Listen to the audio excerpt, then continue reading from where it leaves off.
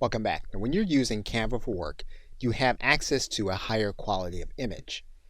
If you go to create a design and you choose a specific design, and when you choose that design, if you decide that you want to place images in that design, you would go to Elements. You would then go to your photos.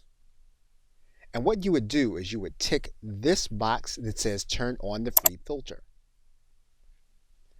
And what you'd see then is you then have certain elements that have the Canva crown. And these are all elements that are part of your subscription. Or if you were to do a search, you'll then have the free filter there. You'll also have these images available to you that would not have been available to you if you did not have Canva for work. And of course, they work like all of the other images. You can then use your menu at the top to make adjustments to the image.